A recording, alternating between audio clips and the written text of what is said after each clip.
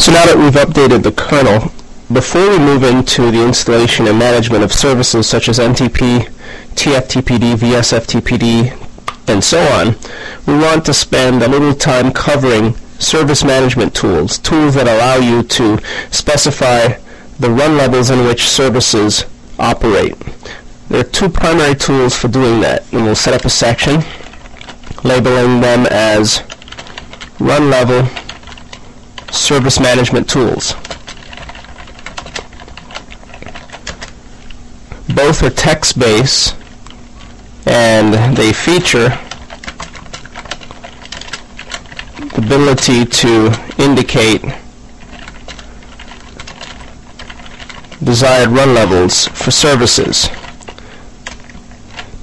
The first tool is named NTSysv.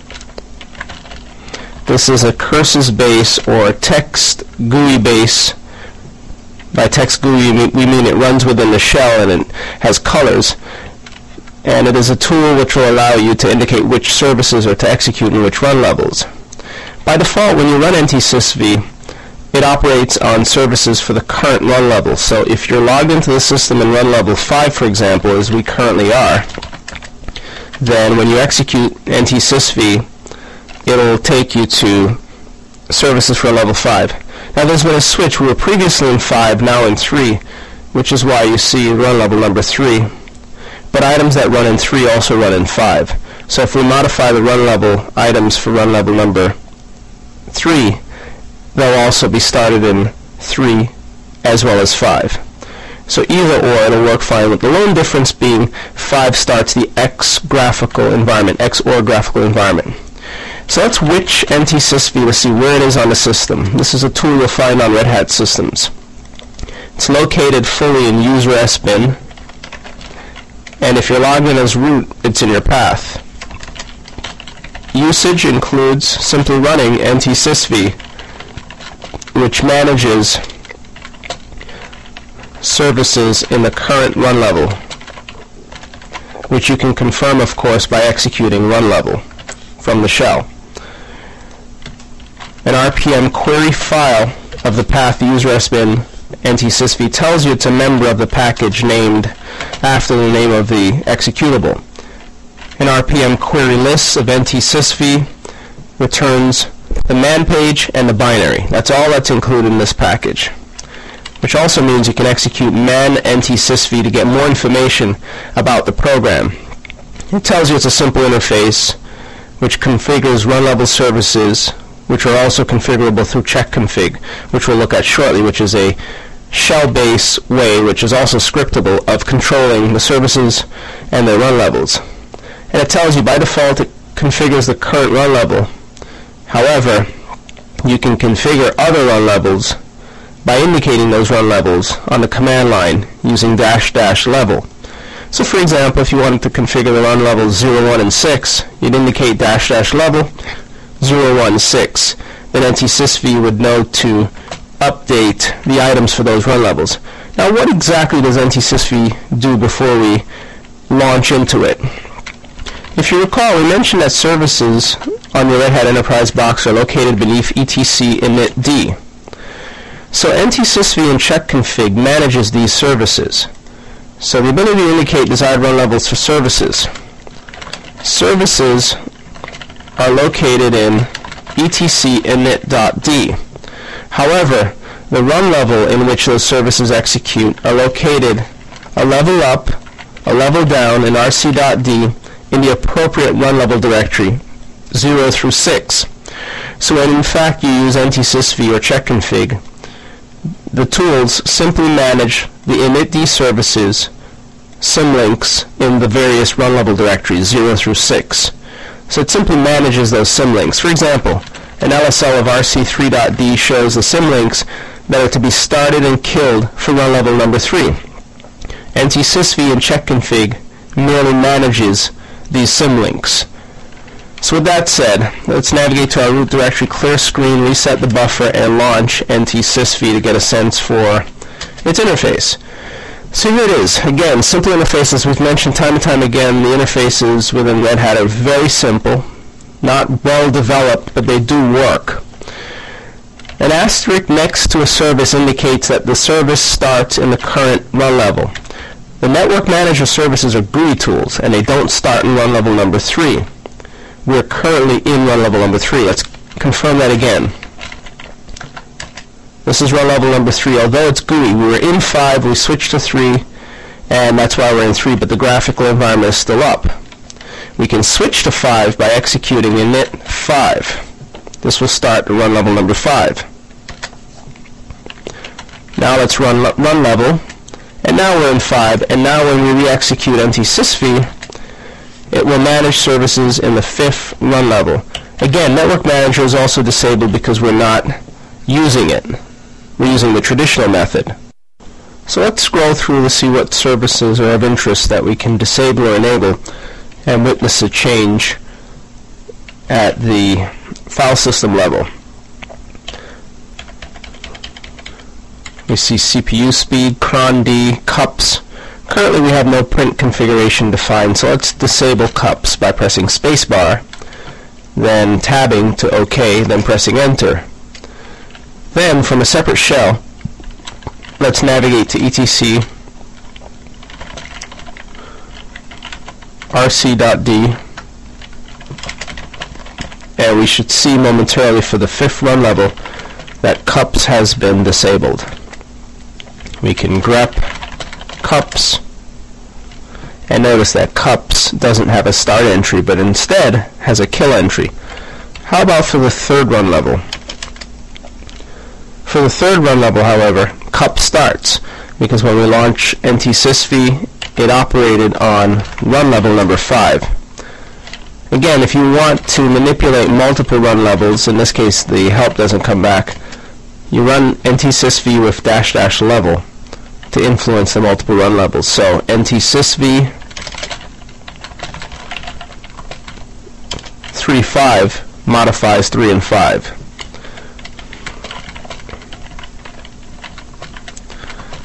Manages services for run levels 3 and 5. Let's return to the shell and take a look. And we'll navigate to cups. The services are arranged alphabetically, sorted from the etc init.d directory. And here we see cups is enabled because it is for run level 3. Let's disable it. Press enter after we've tabbed. Then ls ltr again, rc3.d where we see a cups entry for kill, and for 5d a kill entry. So we've effectively updated 2 run levels for the service cups. We can modify, of course, multiple services by deselecting or selecting those services. Multiple changes will be recorded depending on what we have selected using spacebar. So cups is turned off because we're currently not making use of it. DHCP is turned off, DHC relay. First boot is turned on, which allows you to configure your system the first time you bring it up to register with the Red Hat network and otherwise. The Apache server is off, IP6 tables is on, IP tables is turned on because it's currently in use. ISDN is on in the event that we want to take advantage of that. Network services is on, but we could disable it if for some weird reason we needed to. And network time protocol services off, which we're going to turn on because we want to spend some time with the network time protocol service momentarily. The Squid proxy server is off, SSH is on, syslog is on, VNC server is off. Let's turn on the network time protocol daemon because, again, in a subsequent section we will examine network time protocol. And then we'll examine from the shell NTP, where you'll see that in run level 5 there is now a start entry, although we've yet to configure the NTPD daemon. Now let's confirm for 3.d for NTP, and there you see a start entry. Let's just note also NTSysv nor Chkconfig starts or stops services. It simply modifies the run level and you'll need to use service or explicitly execute the program from etc init.d to start or stop it. But it doesn't stop or start the service for you. It simply updates the references, the cross-references in the appropriate run level. Now with that said, how about taking a look at Chkconfig? So from the shell we'll go ahead and execute a which Chkconfig, and we'll do it as in the root shell. You need to be root to make changes to the different run level entries, the services. And it's an sbin RPM query file. Will tell us the package membership. It belongs to its own package, and a query list of Chkconfig returns the various items, including entries for etc RCD run level 0 through 6, so shutdown through reboot, as well as references to etc top level run level directories. In fact, from etc, let's navigate to etc briefly. If we lsld rc0.d, for example, you'll see that it's available. And if you also look at rc.d rc star, the entries are there as well, with the same inode references, so the items are identical. So how do we go about using Chkconfig? Chkconfig usage. How is it beneficial for our environment, or for our Red Hat Enterprise environment? Well, you can use it on a per service basis, for example, to interrogate a given service, such as NTP, the one we just updated. Using the list option, you may also enable or disable services. Just execute Chkconfig and you can tab it out with the help option. It supports it. The primary functions include list followed by service name, add followed by service name. You can add a service based on an initialization script that exists in init.d, delete a service, or associate a service with various levels, such as 3 and 5, similar to executing NTSysv space -- level space 3.5. You can set the service to be on, off, reset priorities. So for example, any entry in init.d for which we can visibly see, Chkconfig can control. Here are all the entries, including the recently updated NTPD. To list the contents of the startup environment for NTPD, use list followed by the service name. This returns startup or run level environment for the NTPD service, Network Time Protocol Daemon. It's a quick way to determine whether or not a run level has been slated to start, or a service that is has been slated to start in the current run level. It returns one row of information with the various run levels 0 through 6, with either on or off indicated for the run level. So here's the service name and run levels 0 through 6. Notice that NTPD is set to start in run levels 3 and 5, but for all other run levels it's set to off. Whenever a run level is indicated as off, it means that there's a kill script. So for example, lsl rc0.d grep NTPD reveals a kill script. Let's just note that. Note, items listed as off have K or kill scripts. And also note, items listed as on have S or start scripts. So it's a simple way for you to tell whether or not an entry, a service, will start or stop in a given run level. It stops in the run levels, in this case NTPD 0, 1, 2, 4, and 6, because of the kill script. And it is killed in a specific order when the system is being switched into a given run level, such as 0, or 6, or 4, or 2. And again, if you look at a run level where it starts, such as 3, you'll see an appropriate start script and an order, such as start 58, which means it'll start after all items 57 and lower. We can influence the startup environment by setting the level. So again, Chkconfig help returns the level feature, and that's another way we can use this. So let's Chkconfig and extract this full command set here, changing list to level and defining multiple levels. Let's set it to off in run level 3, for example, so that it's no longer on in 3 and 5. So you'd indicate the level, the name of the service, and on or off.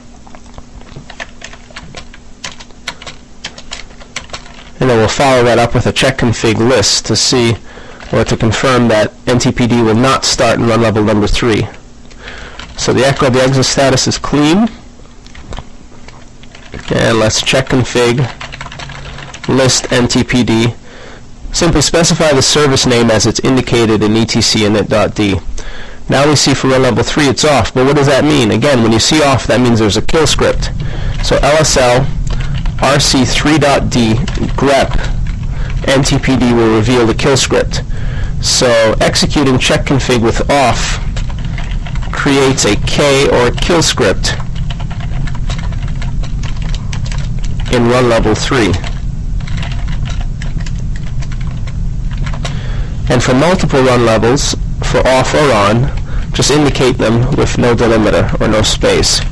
So for 3 and 5, to set it to off, you can indicate as follows.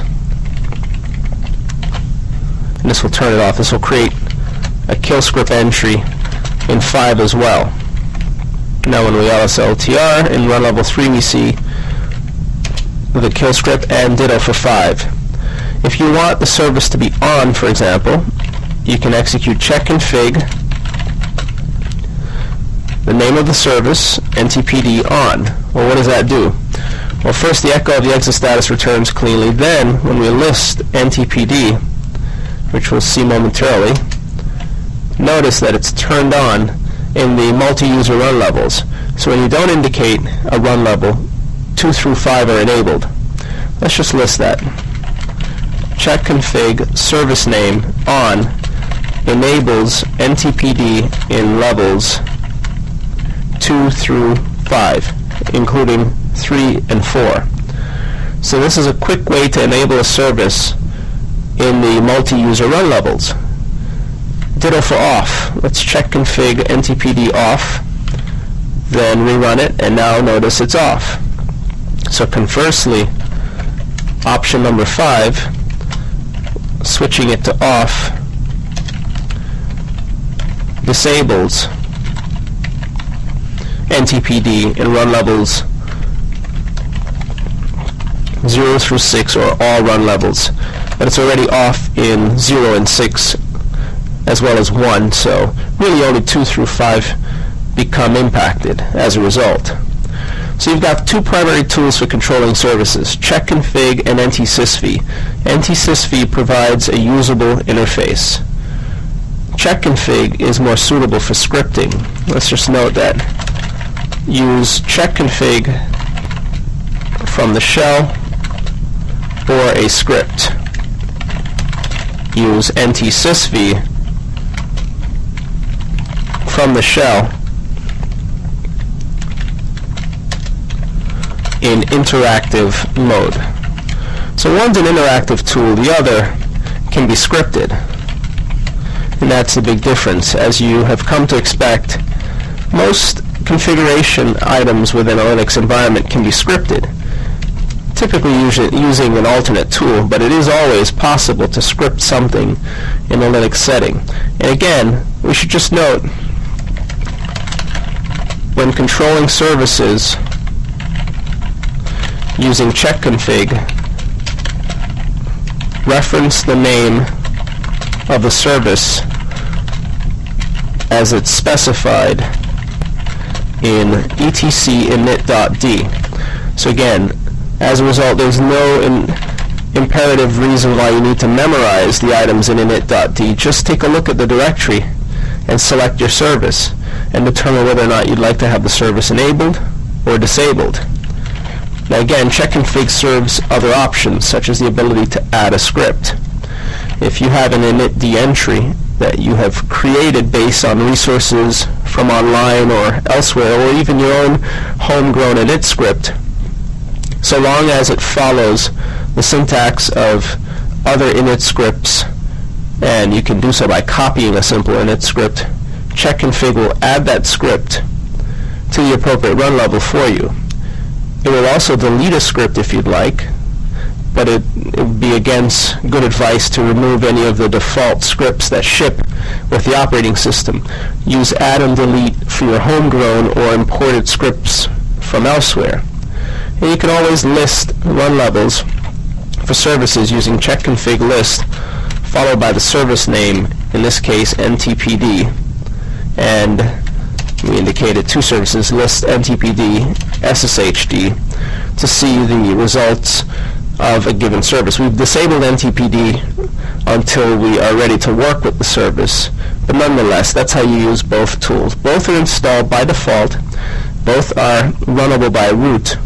One's interactive, the other is non-interactive. In this case, Chkconfig is a non-interactive utility which allows you to script it and make changes across the board. So again, it's important that you understand that these two utilities are available for you to make changes to the services.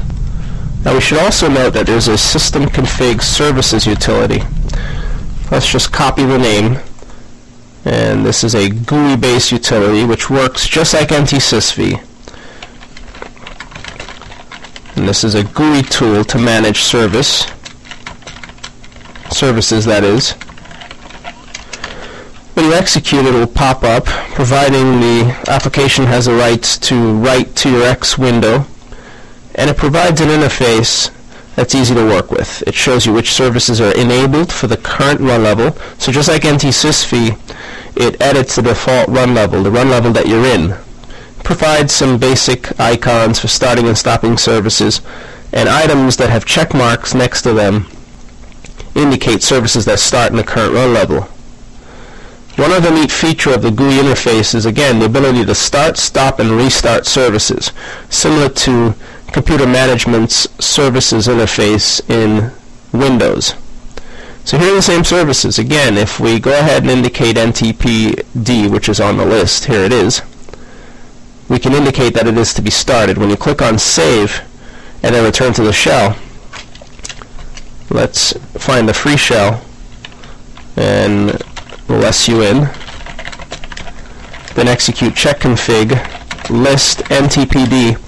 You'll see that as a result of running the GUI Service Manager, this program NTPD is now set to start in run level 5, which again means in RC5.d there's now a start entry for NTPD, but kill entries for every other run level. Again, the GUI tool is manipulating the default run level.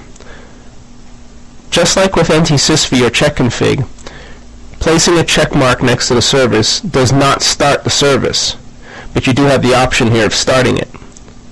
You also have the option of manipulating other run levels. Edit run level 3, for example, will allow you to manipulate NTPD in run level 3.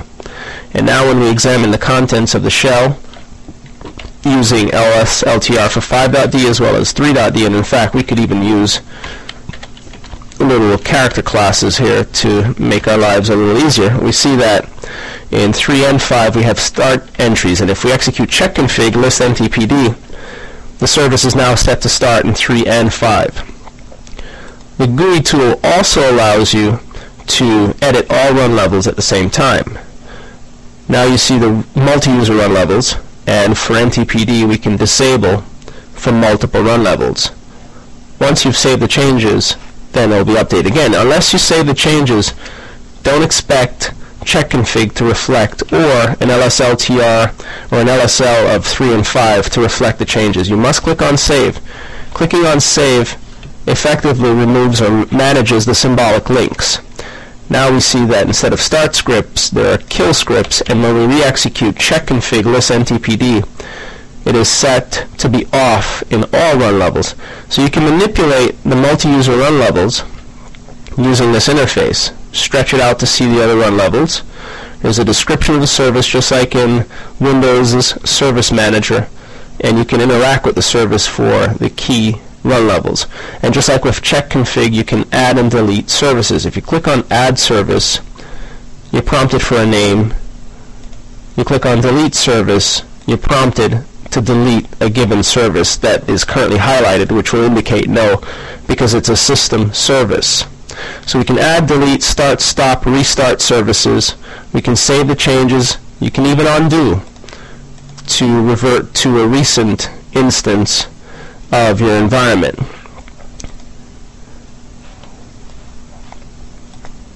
And also there's an On-Demand Services tab here. These are services that are launched with the help of XynetD. You can tell whether or not XynetD is running by navigating to background services and searching the lists for XynetD. If you don't see it listed, chances are it's not running. Let's take a look at our initd entries to see if XynetD is listed, and it isn't. So as a result, there is no entry for XynetD. Because there are no services currently controlled by XynetD in this release, but can be installed, and we'll look at it later on. So for on-demand services, these are services that are spawned on demand by tools such as XynetD. You can control them as well using the service configuration tool, or system-config-services. So that's a little bit about managing services. You have two primary text-based means and a third system config-services means of modifying your services. Primarily we'll work with NTSysv or Chkconfig because they're accessible via the shell. But if you have GUI access to the system, then by all means use system config services to manipulate your services.